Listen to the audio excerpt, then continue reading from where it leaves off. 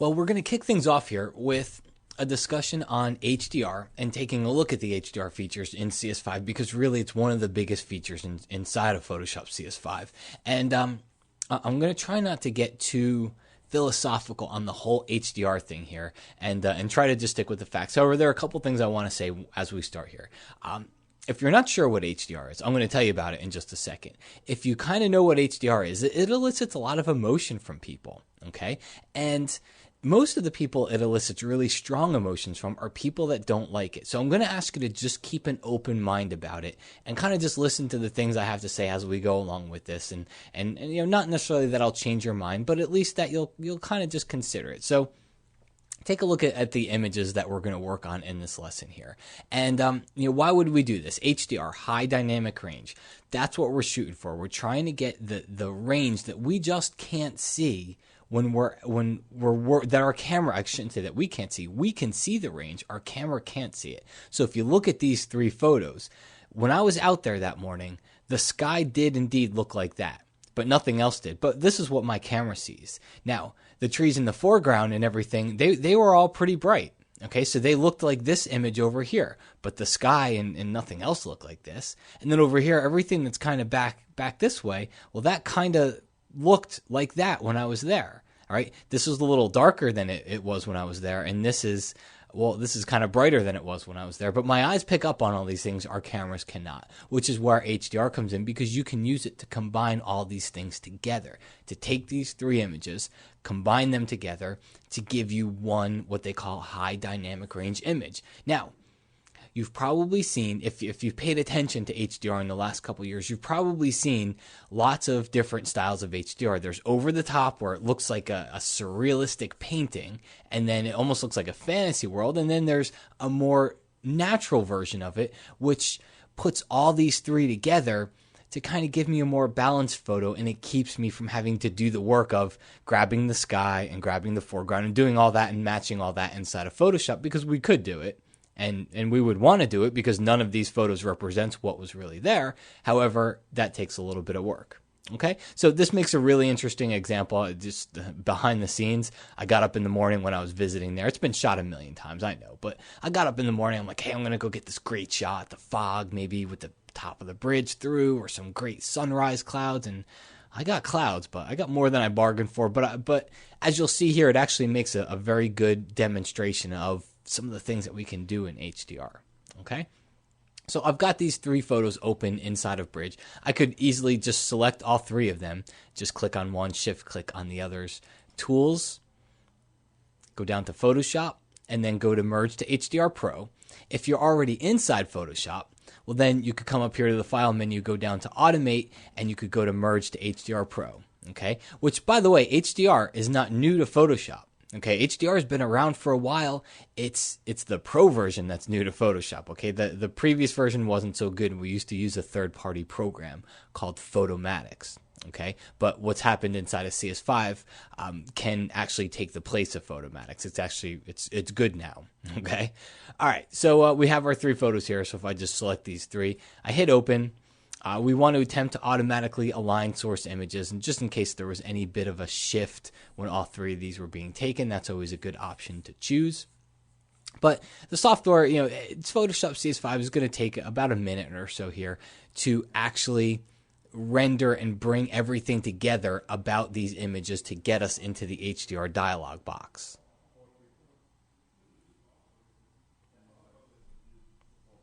And now that it's there, let's go ahead and just kind of resize a little bit here. Let's take a look at really what's happened, because in and of itself, it's not like a wow image, okay? So we have to get it there, all right? It's a little bit anticlimactic at first, but the first thing you can do is come up here. There's a bunch of presets, things like that. And in fact, I mean, let's just go a few of them. Let's go to monochromatic. Okay, and you can see what that does. It makes some pretty good black and whites. There's photorealistic, which is more of a kind of a balanced image. And then there is surrealistic, which gets kind of crazy. Okay, what I'm going to suggest you do is give a try, especially for this example here. Start with surrealistic. Grab that preset. It's just the beginning. I don't want my image to look like this, but remember, it's just the beginning. Okay, let's go through the settings and start to reel things in so it looks better. All right, so we have edge glow. All right, this is probably one of the main areas inside of this dialog box. Edge glow and tone and detail are going to be where we spend most of our time. But take a look. Radius essentially says, all right, there is this HDR effect. That's the best way I can explain it is the effect. It's this contrasty, grungy type of an effect. When you bring radius all the way down, well, you're taking that effect away. When you start to increase the radius, you're adding that effect. All right. And you can see, you take a look at the clouds. They're a really good example of what starts to happen when I have it down low. When I start to bring it up high, you see how everything gets really contrasty. I kind of like, especially for clouds, I kind of like it somewhere in the middle to lower end over here. Now the strength setting. The strength setting says, okay, so there's this effect up here. Well, the strength is, how contrasty do you really make this effect?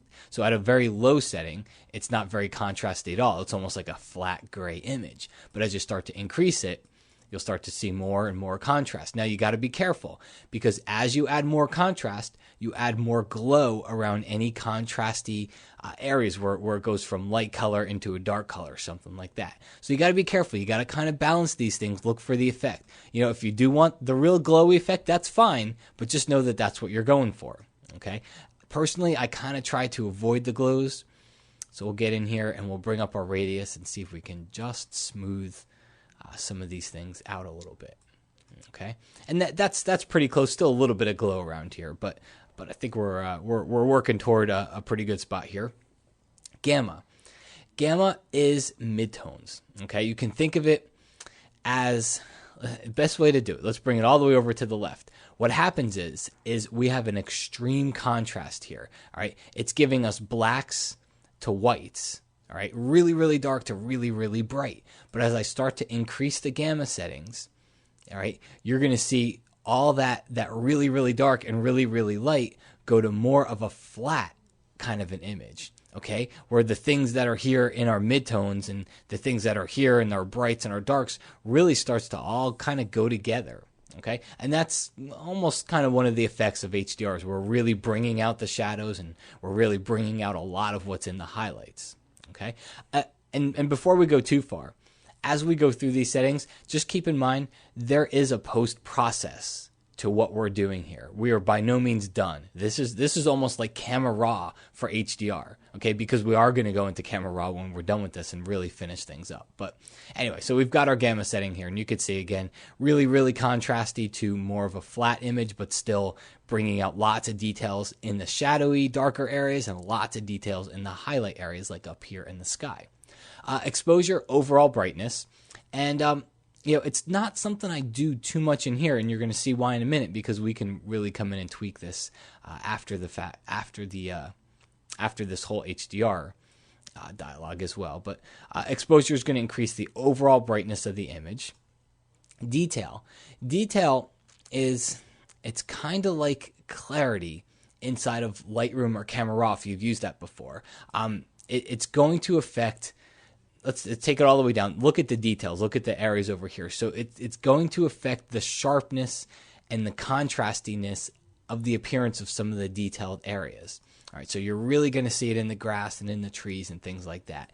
As I start to increase it, a lot of times I like a very, very high setting for this. Okay, this gives us a really nice effect and really brings out the details very nicely.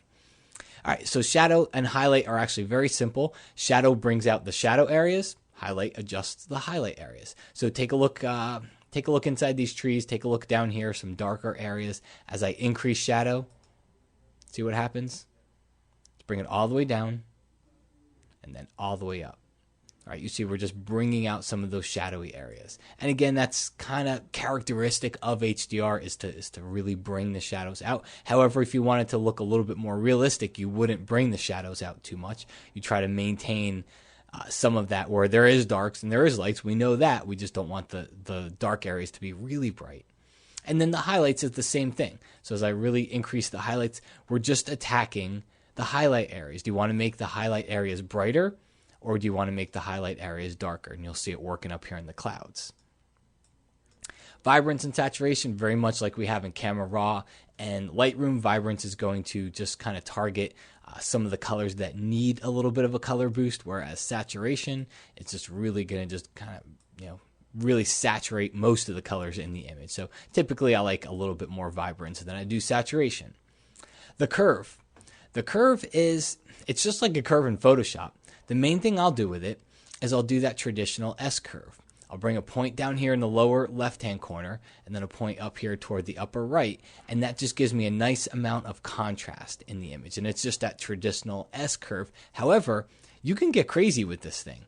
I mean, there's nothing saying that you just can't just tweak this curve until it's got all kinds of funky, weird, wacky stuff going on. Okay, so there's no governing body that says that you can't do these things. It's just, what are you looking for? Are you looking for the really surreal, kind of crazy, grungy style, or are you looking to kind of just pull back a little and maybe just add some contrast? Okay, either way is fine. Just kind of understand, where it's leaning toward. All right, so that kind of takes care of the settings. As far as some of the settings up top here, remove ghosts are kind of smooth, milky areas. You're going to see it with trees, and CS5 is actually really good at this. You're going to see it with trees, whereas if you had trees that might have had a little movement, removing ghost is going to take care of that movement and kind of snap it and maybe try to take the best of one of the photos where the tree isn't moving so much and use that as its source. So it works great with trees.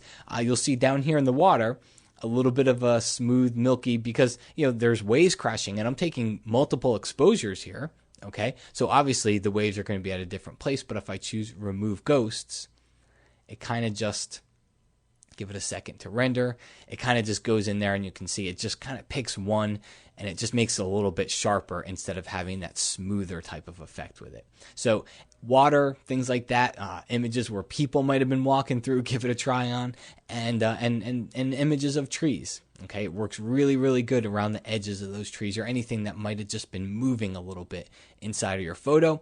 As far as mode goes, we want to stick with 16-bit because that's what we can work with pretty much the best in Photoshop. And then as far as the 4 settings here, just ignore the other 3. They're useless. We're not going to use them. You're only going to use local adaptation here.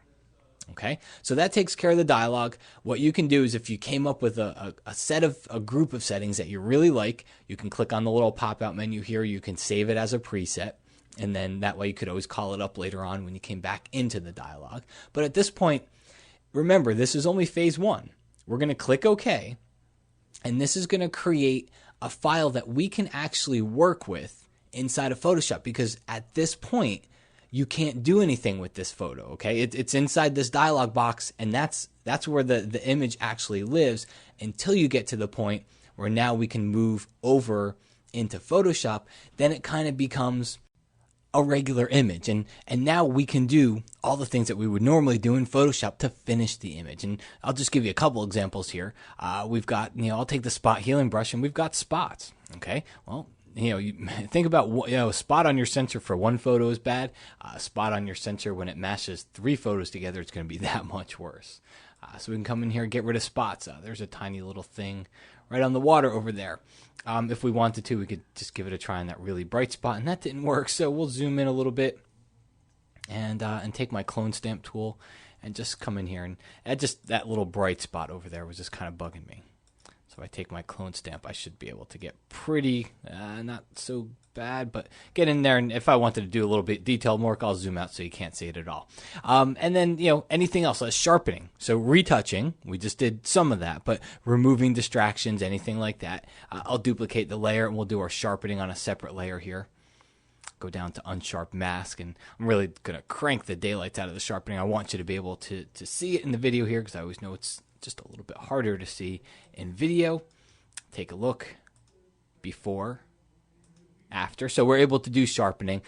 The key here is it all starts in the HDR dialog. When you're done, you're going to come over into Photoshop and you're going to finish the image. Anything you want to do, dodging, burning, removing distractions, cloning, healing, all those different things, sharpening, finishing the image, any special effects, they all get done right here inside of Photoshop. Okay, now I do want to say that this is just scratching the surface, because this isn't the HDR power session. This is the CS5 power session. We're kind of just covering the HDR feature. If you like this stuff, I go way more in depth to it. Keep an eye on kelbytraining.com. I'm doing a class called Mastering HDR Photography in Photoshop CS5. So we'll take a look at all the other things that you can do with HDR and lots of different examples and whatnot. But hopefully this at least kind of whets your appetite for some of the things that you can do with the new HDR in CS5.